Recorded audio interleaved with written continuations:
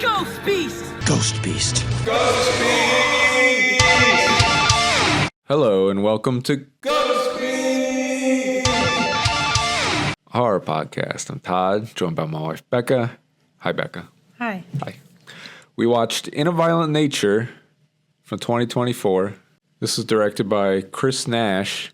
It looks like this is his first feature-length film. He also did a short in ABCs of Death 2. Have you seen those movies? Yeah, I think we watched them together. Both of them? Yeah. Okay.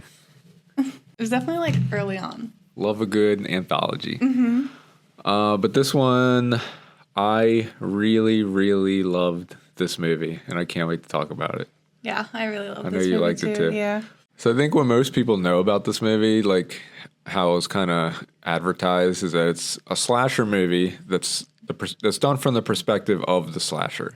Mm-hmm. You know, I think that's all I knew about it going into it. Yeah. Because I think that's the part everyone talks about. But the movie is really, it's a lot more than that. Yeah. Like, we're not going to spoil it right now, but I know that I heard a lot of people complain that there's just a lot of walking through nature and, like, nothing happening in this movie, which just feels like, yeah, I guess TikTok has really just melted everyone's attention spans for sure. Because there is a lot going on in this movie that is super interesting. And I think, like, especially if you're a slasher fan, yeah, I think that there's a lot that you can get out of this movie. I don't know how much I can really say without spoiling it. No, it's definitely a different and fresh perspective on this type of story. So I think that's the other thing is it's kind of like if you want to try and like reinvent the slasher, like that sounds like that's such a corny line, but it's like, what else can you kind of do with it? Like we're kind of just going back to the well and like recreating the classic like 80s slasher. That seems to be the big thing. And then you have movies like Terrifier that are pushing the gore and everything. But this one, it's like a totally different style of storytelling. Because I guess the part that I'll give away that I don't think is like a huge spoiler or anything, it just kind of surprised me, is that it feels like Aries is like, no, don't spoil it. No. No, but it's like, it is like a traditional slasher storyline is happening throughout the whole movie, but it's just, you're looking at it from this like completely different perspective. Like mostly from the villain, like what do you call them? What would you call like that category? Slasher villain? yeah. Is there a name for that? Antagonist? No, I mean like specifically in a slasher, you know, if it's like Jason Voorhees and Michael Myers and like what are they called? Slasher? Serial killers? I don't... I guess there's not a name for it. Are you Googling it? Yeah. I don't know what is this? Forget it. Just put this down. Put it down. It's not helping. You cut that all out. But it's like, I guess it's mostly told from the killer's perspective. I guess you just call him the killer. Yeah. Oh my god. Oh boy. I don't know how much of that we'll keep. That's okay. So it's mostly from the killer's perspective. Yeah. But there are other scenes where it definitely does take on other perspectives too. But I can't wait. When we talk spoilers, there is a lot more I want to go into about that, because that's the thing that was just like blowing my fucking mind, you know, like the way that the story is told. Yeah. I know you really liked a lot of the cinematography and everything. Oh yeah, it's like beautifully shot. Yeah. Yeah. It is a beautiful movie. Yeah. There's incredible like understanding of composition. Yeah. Uses composition like very smart. And there's also like, I mean, the killer is definitely like a classic already slasher killer. Yeah. They really insert you into the story pretty easily. Yeah. Like, there's not... You kind of pick up almost instantly what's happening. Yeah, it's very much like show, don't tell. Like, they kind of just drop you straight in, and everything is happening, like, around you. But there is, like, it's an interesting way to tell the story, and you kind of have to be paying attention. Because in the beginning, I was kind of like, what is going on? Yeah. Like you're trying to kind of pick it up in the background as you go. And once you figure out what's happening, it's like, yeah, I was all in. It was super cool. Oh, yeah. The writing really worked. But I mean, in the modern slasher style, it is also very, very brutal. Like it has very extreme violence for sure. Yeah. Yeah, it definitely like pushes the envelope in some ways. And I think maybe that's the thing that people went into it expecting it to be some like really crazy ass killer. Yeah. And this crazy slasher movie. And it is like, it has a very different pace to it. Yeah. But it's slow. It feels like it's slow in a way that feels like realistic. Like everything isn't all jazzed up and shit. It just feels very, very grounded. But yeah, I liked it a lot. Was there anything else you wanted to say, non-spoiler? No, I can just... It's too hard. Yeah, it is. I definitely want to talk more about the way it plays with like slasher tropes and the different way that it's telling the story. Like there's a lot to talk about there that's just so fascinating. But we'll talk about that in spoilers. Come up here. What are you doing? Come here. So that's the thing. This movie, it's funny because it's basically Friday the 13th Part 6. Like it is literally like Jason Lives. Because it sets it up as like this, I guess this young boy who's killed in an accident. Like that's the other thing is a lot of the exposition and everything, it feels like it's kind of happening around you. And it can be kind of hard to hear. That's another part of the storytelling I'll get to that was just really cool and different. But you have to kind of just pick things up as you go. And I mean, what was it? It was like he died and then his dad, what happened? Look, maybe we don't need to summarize it. We're good. No, I mean, there's stuff that happens. Saying like, yeah. Yeah. There's stuff that happens, you know, it's like local like folklore, you know, and I guess it does the like Jason thing where it's like he comes back to life, this kid. But the way they portray it, even just that part of it, it's very much like, I guess this is where the title comes from. He is just like an animal. He's just acting on this like violent instinct. And there are a lot of parts in the movie that feel like so cold and thoughtless and animalistic. Like one of the parts that really drilled it home for me is the part where he like wedges the thing against the car horn and then he just starts slowly walking around the house in a circle, like waiting for someone to come out. It just felt like so robotic and mechanical, like an animal, you know, just acting on instinct. And that portrayal was just really cool. But overall, it's like it is this regular slasher story, and it feels like a sequel. Like they literally talk about, you know, other murder sprees that happened in the past, which you can see like, oh, that must have been part 1 and part 2, and this is part 3, you know.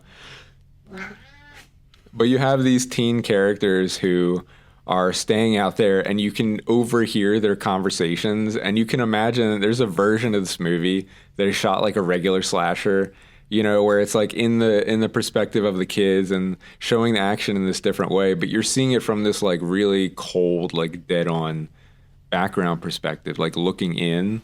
And that's the part that's like just so fascinating once you figure that out, because the whole movie, there are just these random scenes like that you're overseeing in this like voyeuristic way. Yeah, you only really see the movie from like a very small radius of where the killer is. Like you're only receiving any information that they are around, which is really cool.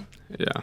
And it still uses a lot of the tropes, like the kids are just like way too happy to be partying, like when they're driving in and the girls are just like, yeah, woo, like just hanging out of the car. It's like, whoa, let's swim in the lake. It's like very tropey with all that stuff. But then at the same time, it's like it goes from that stuff to being just super fucking brutal. And like all the kills, they feel like they're done in this cold, like realistic kind of way, you know? I think I would argue that some of them go so over the top that yeah, there is one in particular. Silly. Yes. Yeah. There's the one where he like pulls the girl inside out like into a fucking pretzel. Yeah, that was crazy. Yeah. But the thing is like it wasn't just like kills for shock value. They all had like a purpose. I think that's what I'm getting at, is that it felt like even with her, as silly as that kill was. It's the fact that like she's hanging out and when she sees him, there's that instant terror because it's like, what the fuck? Yeah. Like imagine this dude just walking toward you with chains wrapped around him. She's like shocked. She went into shock. She like screams and she doesn't even run. She like stops. Yeah, that's like an animal instinct. Yes. Yeah. And that's what I'm getting at is those parts felt like this is a more realistic portrayal of this. Because there's also things like the guy who gets axed in the leg and he just can't walk at all. It's not like some little thing where he's like limping. It's like, no, he can't put any weight on it and it's like fucks him over. Yeah. It was really funny when the one guy, the one guy who dies very fast, he basically pops up behind him and it's like, look, you son of a bitch. Like that part, we were just like, what was that? Like, what did you think you were doing just then? I feel like that only works in like those campy, like that solution only works in those campy movies, but to see it play out where it was like, no, like. I don't know what he was trying to do, if he was trying to just distract her or something. I don't know. It was funny though. But like, I think the parts that were the most chilling, there were a few. Like we mentioned when the part where he was drowning the girl in the lake. Yeah. How like our view of it was just the surface of the water where it was like dead silent. Yeah. And then occasionally she'd pop up for a second and yell and then drop back down. For like the smallest amount of time. Yes. And like you can see the actual slasher movie version that would be underwater showing like all the struggle and action, but you're just getting this cold like distant view of it. And also just how easy it was for him to kill her. Like that was nothing. Yeah, there is like a powerlessness with all the characters against this thing. And even toward the end, they bring up there's like a Tommy Jarvis in this movie. Basically, he's like the park ranger who gives like this really dramatic exposition. And it's funny because that's the other thing is so often in the movie, since you're looking from a distance, it's like I couldn't even make out the characters. Like it was almost like they were not important. Yeah. You know, they were just like these background characters. Yeah, the way that they would like line up the shots so that you would see only the important information as to the killer's perspective. Yeah. It was not all about capturing what was happening in these characters' lives. Yeah, that was really cool and original. Like I appreciated it. I did too. I feel like it maybe didn't work for everybody, but it is kind of sad. I loved it. I haven't really heard anybody really talking about this, honestly. Yeah. I think really the only comment I heard was that you told me that some people found it funny, and that surprised me. Oh yeah, it is like darkly comedic, I think, in some ways. But I totally see it, and I like it. Totally. But I think that has to do with the way that it's like very tongue-in-cheek about the genre. You know what I mean? Yeah, I think had this movie like not had the like strong backbone of original slasher story, like it had all the elements were there. I think it wouldn't have been as strong, but it had it. So. That's the thing that makes it so interesting. Yeah. And yeah, it kind of the other thing that really shook me. So like the Tommy Jarvis was interesting because he gives you all this plot. Like I was saying, it's in this like very non-direct way, so you're just picking up on it, and it makes it feel almost like frivolous, even though his delivery is like so dramatic. Yeah. And of course he gets caught. And it feels like his death would be the one that would be kind of off camera in the real slasher movie. Mm-hmm. But in this, it's like so drawn out and like horrific. Yeah. Like you can feel like he really hates this guy. Yeah. Like they have a history. And that was like really disturbing. But it's funny because that machine that splits the logs, log splitter? but she like shows him first the fucking log. Yeah. I was totally sitting there like, oh shit, they're gonna pull a fucking Terrifier. Like it's gonna go down his fucking crotch. And that turned into us like arguing in the middle of the movie. Because you were like, no, I think he would like flop to the side and it wouldn't work. And it's like, no, they could support his neck and hold him in place. And we're like talking about that in the middle of the scene. And then he just gets his head cut off. And I was kind of like, oh, I thought that was going to be way worse. That's not so bad.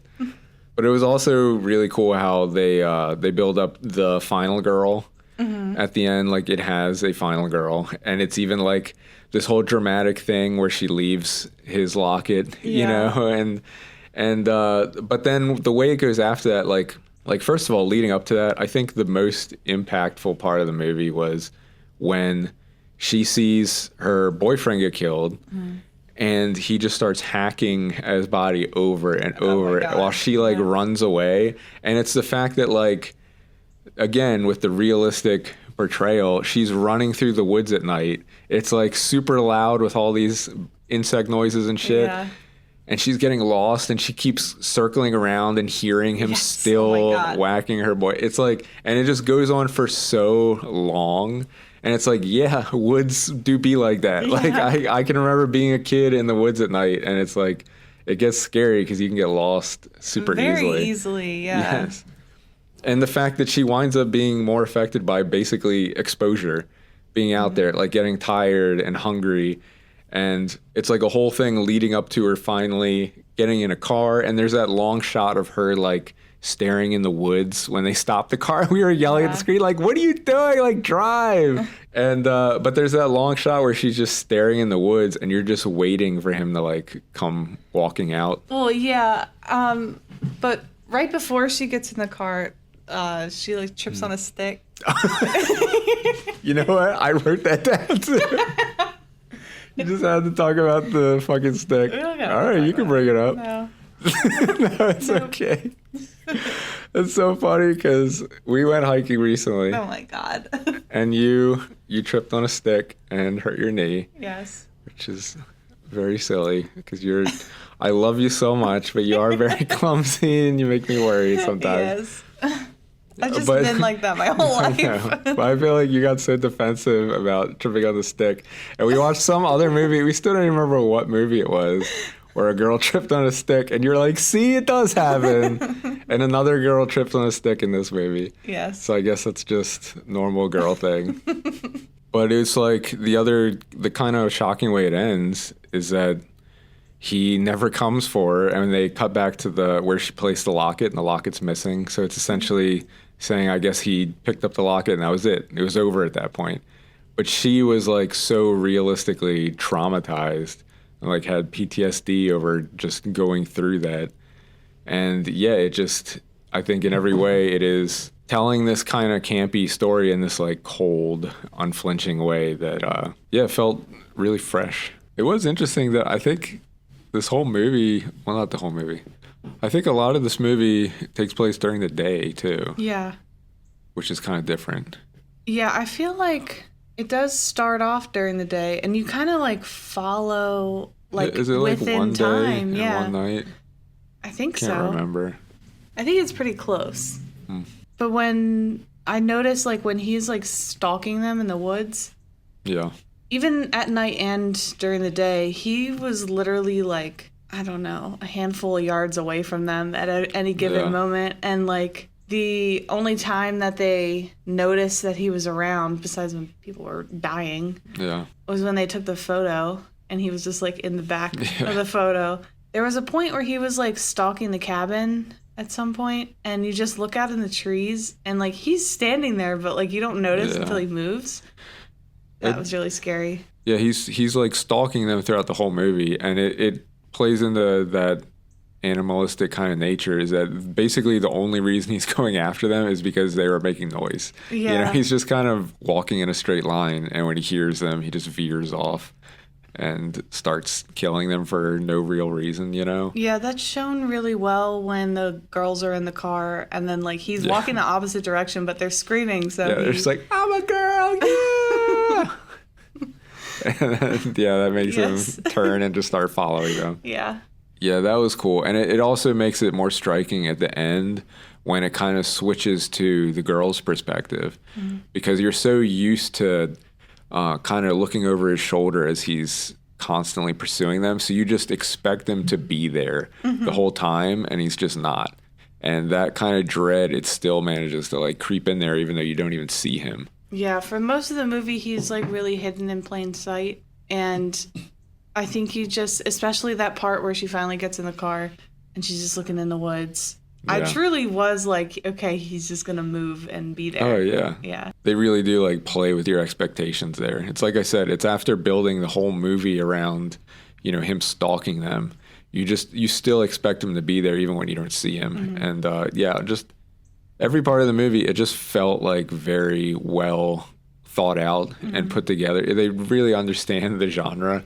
I think honestly, the only part that I felt didn't need to be there is the early part when they introduced the characters around the bonfire and the cameras circling around. It's like this long scene of them just like shooting the shit, which I guess is there to introduce all of them. But I think it honestly would have been better if they just stayed in the background the whole time. Oh yeah, and just like saw them like in the distance. Yeah. I think that might have been even more effective, but that's really the only thing that stands out to me. Every other part of the movie, I even like the slow pace because that just fed into how grounded and I don't know. It plays with spectacle in a different way. It kind of saves it up. Okay, so when I heard you say that, I thought you were gonna talk about how they introduced the locket. Oh yeah. And like I felt at the end they like bring it back up. They're like, look, the locket, and it was like, well, I don't know. I felt like you really didn't need to call back to it. I thought the story was there to hold up on its own. It's like just enough little slasher lore that you don't need to dig into too much. It's just like in the beginning, it's hanging off a pole, which impaled him, and as he was buried underground, and that kind of kept him there. And since they take the locket, the whole movie is just him trying to find it, and that's it. That's like the little bit of sequel lore that you get. Yeah. In Friday 13th, the game, doesn't that activate something? Like when you steal her sweater? I don't remember. You played way more of that than I did. I love that game so much. I'm so sad that it died off. Yeah. But I could have swore there was something like you got like a really good power up from it, but it also like activated something that like it was like to the killer's advantage. I don't know. It really doesn't matter. Yeah. I mean, that ties into the movies anyway, so it makes sense. Totally. I think that was another thing of why I really liked this movie, because I would play Friday the 13th game a lot, and usually I'd play as Jason because it's fun. Yeah. And I felt like it had a lot of those tropes in there too. Like, oh yeah, I mean, even with the camera perspective. Yeah, looking for the keys, having to get a gas can and stuff like that. Like, yeah. It's very much the typical kind of slasher. Yeah, I love it. I think that's the most of like that's the thing I expected the least. I really didn't think it was gonna do all of that. Oh no, I don't think I definitely didn't expect like the beautiful color grading and the wonderful composition. Like, I think I saw a very short trailer. I think we saw like in the movie theater. Yeah. Like, it definitely caught my attention. I was like, okay, this looks. I don't know that. Okay. Not your podcast. Yeah. Okay. I don't know. I thought that I don't know what I was talking about because the computer cut me off. I don't know. You're saying the color grading and stuff. Oh yeah, it has beautiful color grading and the composition was so well done. I really wasn't expecting it to be like, I don't want to sound like pretentious, but like elevated. Yeah. Like it is like. Yeah. Well, I was actually just thinking that like, I think there's a way to be kind of dismissive of this as being like artsy, elevated slasher or whatever. But I think even the brutality of the kills kind of pushes against that because it holds its own as like a pretty brutal fucking slasher. It's just the way that it's framed. Like, yes, it is definitely like a huge hard dork had to have made this. We like really understood slashers and everything. So I get it, but it just worked for me and was super, super entertaining. Yeah, they had really exaggerated special effects, like to the point where it was like, that had to be like really fun gag to try to figure out. And like that also really caught my attention because, I mean, not only are the practical effects like really good, but they're really silly. Like they're really over the top and. Oh, they get creative the way you kind of have to with slasher. Yeah. But I don't know. Was there anything else you want to talk about?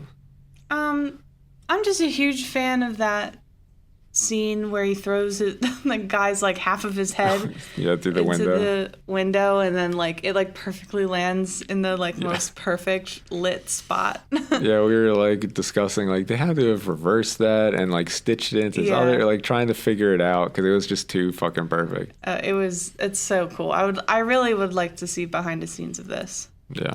I think this got reviewed kind of lower than I would have expected, which is crazy. briefly looked and I was like kind of disappointed by how low the rating is. I had to look a little further to see what other people's, what's going on in other people's heads when they saw it. I will be the old man and say it is all brain rot from social media that made people's attention spans so fucking short that like 2 seconds of him walking through the woods are like boring. But I mean, like, that adds to the dread of the movie. Yes, like, definitely. It makes it a lot more bleak while somehow still making it so silly. And I think that's kind of special. I don't know. I'm glad movies like this can still come out. Yeah, me too. I don't know how much longer it's going to happen. I want more movies like this, like fresh perspectives and new storytelling. Yeah. And yeah, the killer, definitely very iconic. Everything from like the mask, the hooks, the random chains you could just see him putting on and be like, yeah, this looks pretty fucking cool.